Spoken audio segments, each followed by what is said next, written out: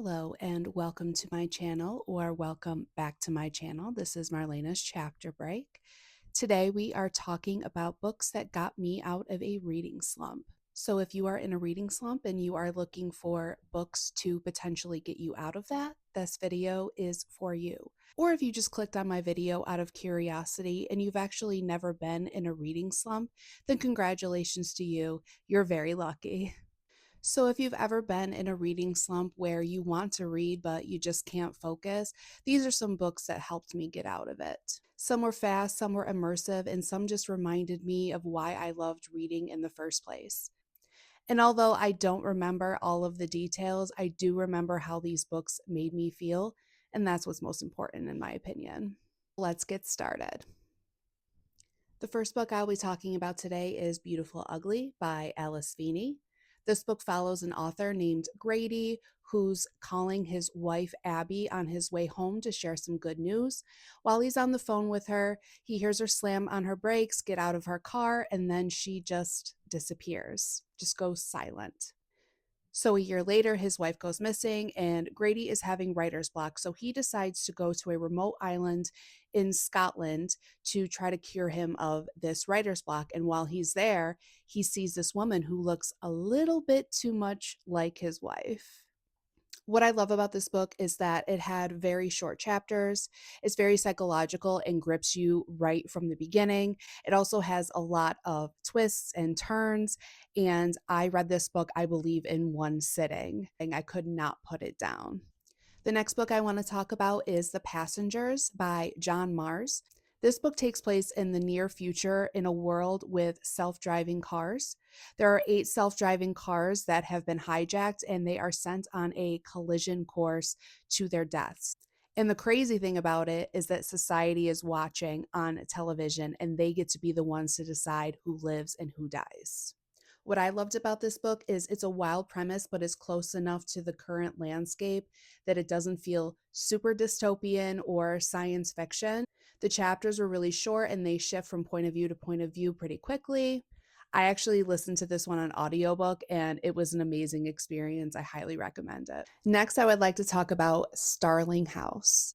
So in this book, we follow Opal, who takes a job that she couldn't refuse as a caretaker, so to speak, for Starling House. Now, this house is shrouded in mystery. It seemed to have appeared out of nowhere one day, and it was once owned by this reclusive author who wrote a novel and then just disappeared. So, a big question to ask while you're reading this is the house as sinister as the legends proclaim it to be? What I loved about this book is it was very atmospheric. It had a lot of immersive writing. You felt like you were right there in the plot. It was very descriptive and it was very easy to imagine yourself in the house with Opal. There's a lot of high emotional stakes and mystery surrounded those emotional stakes. And what I love about this is it's a standalone fantasy and it's actually quite short. It's not a very long book at all. So it was a very easy read for me. I absolutely loved it. Great fantasy, magical realism type novel if you're looking for something like this. And the next book I want to talk about is probably one of my most favorite on this list, and that is Sign Here by Claudia Lux. So, in this novel, you are following Peyote Tripp, who works in the deals department in hell. And he's up for a big promotion, but in order to get this promotion, he has to have all members of the Harrison family sign their souls over to the devil, which proves to be a little bit more difficult than he originally thought it would be. In this book, there's a lot of dark humor, which I really appreciated. I think it has an easy conversational writing style, and I absolutely love the premise. I thought it was really unique, and it was a very easy read for me. I was laughing, I was heartbroken, I felt some sadness. Like you feel a wide range of emotions when you're reading this book, and I thought it was weird, but it just in a really, really fun way. And next, we have the book None of This Is True by Lisa Jewell. So, in this story, you are following Alex, and she is a very popular podcaster. She's out celebrating her birthday at a restaurant one night, and she runs into Josie, who tells her that they actually share a birthday. And Josie convinces Alex that her life is just so intriguing that it would make the perfect subject for Alex's podcast.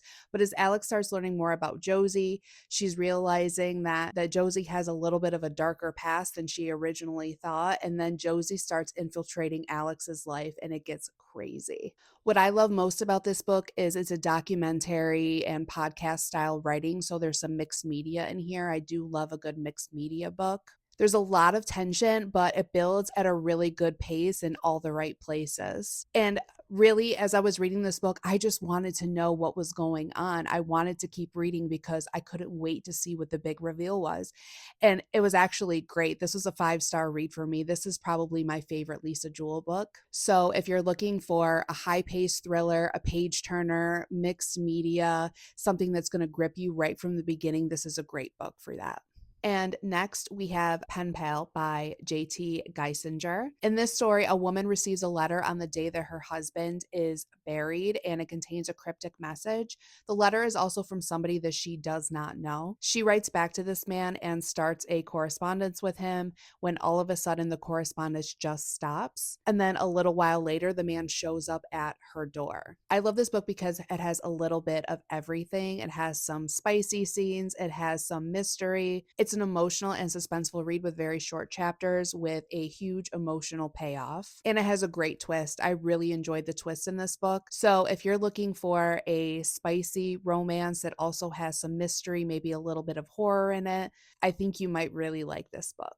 And next, we have The Only One Left by Riley Sager. In this book, we are following Kit, who becomes a home health aide for a woman named Lenora Hope. And legend has it that Lenora killed her entire family back in the 1920s. She now lives in a secluded house in Maine. And when Kit gets there, she realizes that Lenora is mute. She cannot speak. But soon enough, Kit realizes that Lenora can communicate with her through an old typewriter, and Lenora types out that she wants to tell Kit the real story about what happened. And it turns out the real story is not as cut and dry as the legend suggests. What I loved about this book is the gothic, suffocating, locked room kind of vibes. What I loved about the writing is it made the scenery very easy to visualize. The story takes place in a mansion on a secluded island off the coast of Maine, and the house is on a cliff. I love the constant twists and reveals in the book. It completely gripped me. I actually bought this book at a Target in New Hampshire and read it in the hotel before a wedding. I could not put this down. So if you're looking for a gothic, locked room, twisty mystery, this one is for you. And last but not least, we have a book that is very emotionally heavy, but the writing was so good in it that I just couldn't stop reading it, and that is Backroads by Tawny Odell. In this book, we're following Harvey, whose mother is in prison for killing his father, and he is now in charge of taking care of his 3 younger siblings. He develops an obsession with a mother of 2 who lives down the road, but his family secrets just become too much to bear, and the family is left in tatters. I will say that this book is not for the faint of heart. Even though it does have some funny moments, it has more heartbreaking moments than anything. And it does feel emotionally heavy, but it is beautifully written. It feels very raw and very real. And the book pulls you in through Harley's voice and his emotion and everything that he is struggling through.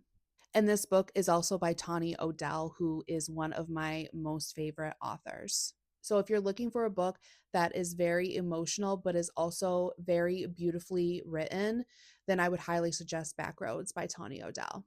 And that's all I have for today. So, if you are in a slump, I really hope that one or maybe more of these books help get you out, because there's nothing worse than wanting to read but being too exhausted and overwhelmed to do it. Not all of these books are going to be for everyone, but if you can find one that brings a light to your day and that gets you out of a slump, then that's a victory. So, thank you again for watching. I really appreciate you taking the time, and I will see you next time.